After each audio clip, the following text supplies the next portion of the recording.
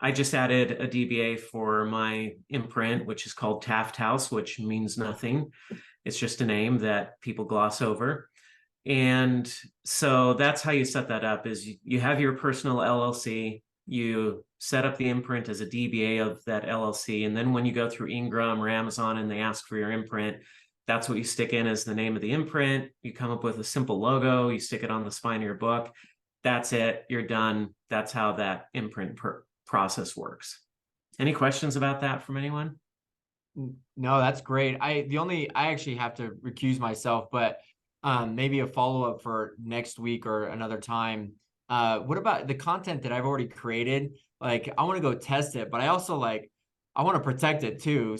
Any thought, I mean, I already what is that trademark? I do have an LLC already, but I mean, this is written content. How do I trademark that stuff or other? I mean, So you can trademark terms. So if you come up with a certain term that's unique to, like you have a process or a formula, you can trademark that formula or that term that you use. And then you can copyright content. So you can copyright, and really copywriting content is almost as simple as just slapping a copyright statement at the bottom of your content because I mean, I'm not a lawyer, so don't take my advice too seriously. But basically, if you use the content first and you put it out there and it's obvious when you had it out there, that becomes a standard in law is who used this first, who had it first.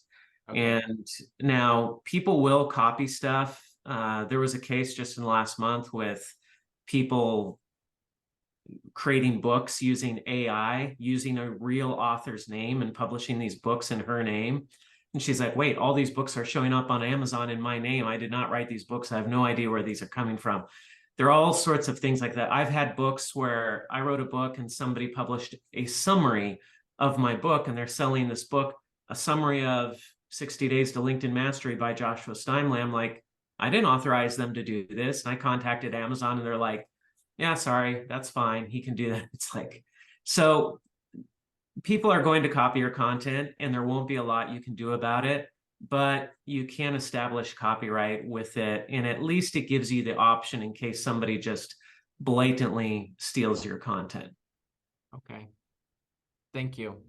There's a Yeah, that's whole good. field of copyright law though with that. So you can definitely go in more depth with that, but that's the very superficial level of things. Yeah. Okay. I Cool. really wouldn't worry about it too much. I know you need to run, Wes, but I wouldn't worry about it too much.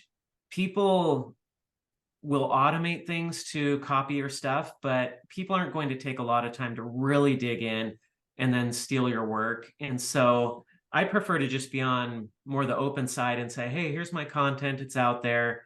And if people copy it, I'm just going to work harder to make sure that my name is everywhere that that content is used. And I'm going to lead with my content. Nobody else is going to put the effort into my content.